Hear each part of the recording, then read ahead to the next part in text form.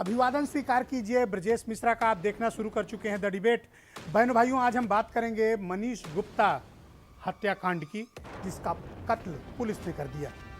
बहनों भाइयों, पुलिस की बर्बरता का ये ऐसा हैरान कर देने वाला खूंखार उदाहरण है जिसे सुनकर उत्तर प्रदेश में शायद ही कोई ऐसा व्यक्ति हो जिसकी आंख में आंसू ना आया हो।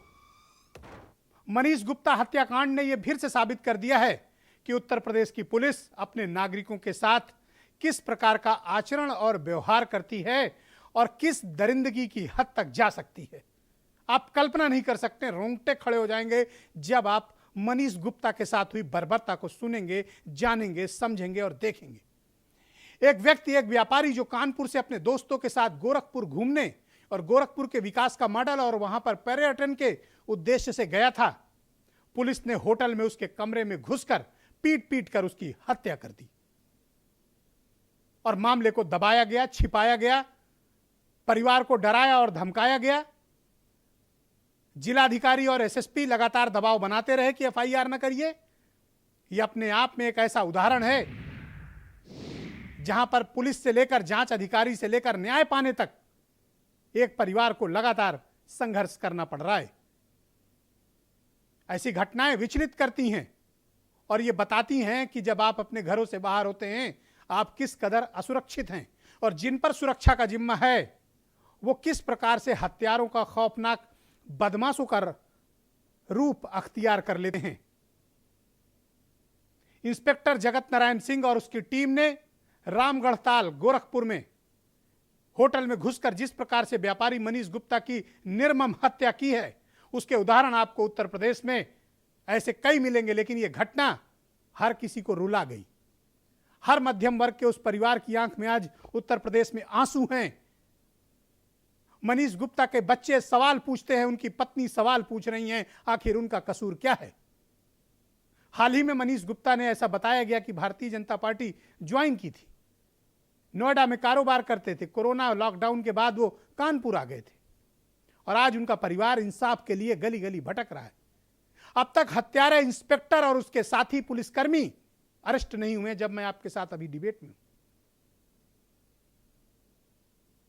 और इसकी कोई वजह नहीं है। मैं मानता हूं कि हत्यारों को राजनीतिक संरक्षण था और है, वरना कोई कारण नहीं था कि तथाकथित सबसे काबिल आईएएस अधिकारी जिनको यह बताया जाता है, जिनको जिलाधिकारी गोरखपुर बनाया गया, वो और एक उनका एसएसपी लाशों का सौदा कर रहे थे, मनीष गुप्ता की लाश का सौदा करने की कोशिश कर रहे थे, परिवार को डराने और धमकाने की कोशिश हो रही थी।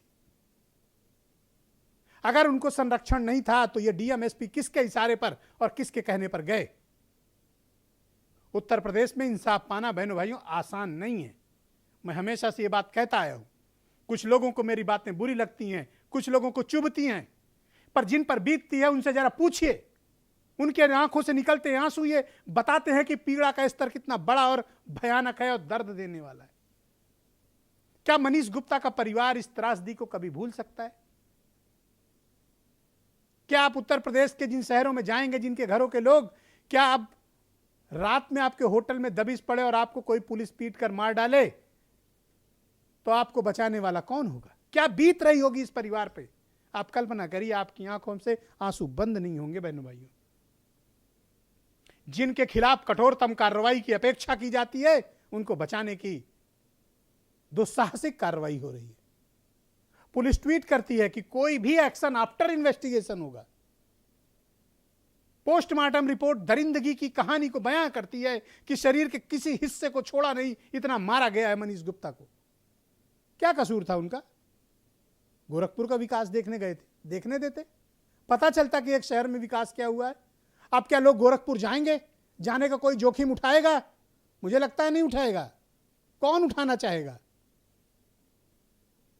जहां पर वर्दी के भेष में दरिंदे घूम रहे हों, वर्दी पहनकर पुलिस वाले जहां निर्दोष नागरिकों की हत्याएं कर रहे हों और उनके खिलाफ कोई कार्रवाई नहीं। न तो इनका घर गिराया गया, न इनके घर पर बुलडोजर चले, न इनकी गिरफ्तारी हुई। इंस्पेक्टर जगत नारायण सिंह आज भी खुलेआम घूम रहा है, दरिंदा खुलेआम घूम रहा है।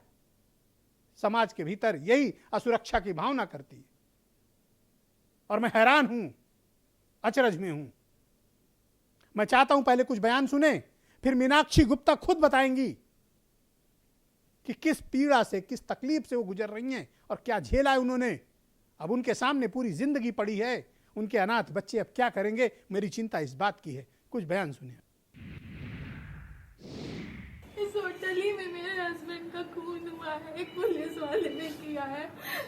प्लीज न्याय दिला दीजिए। आप देखिए बाकी सारी क्लिप, कहीं खून नहीं है, वो खून से लथपथ थे। सरकार को 2 करोड़ रुपए दे करके इस परिवार की मदद करनी चाहिए और हम लोगों ने भी तय किया है कि समाजवादी पार्टी भी अपनी तरफ से इस परिवार की 20 लाख रुपए से मदद करेगी। बहुत दुर्भाग्यपूर्ण है कि समाजवादी पार्टी ऐसे पूरे मसले पर सियासी गिद्ध की भांति लाभ लेने के लिए पहुंच गई है और आज लाश पर राजनीति करने का काम कर रही है। ये बहुत दुर्भाग्यपूर्ण है कि उत्तर प्रदेश में पुलिस एक संगठित गिरोह के रूप में काम कर रही है, जो कठोरतम रूप से निंदनीय है। इसमें विवेचना निष्पक्ष हो, इसके लिए मुख्यालय स्तर से वहाँ के एडीजी को निर्देश दिए गए हैं कि इसमें किसी भी तरीके की लापरवाही न हो। आज के कार्यक्रम में मेरे साथ मारे गए व्यापारी मनीष गुप्ता की पत्नी मीनाक्षी गुप्ता मौजूद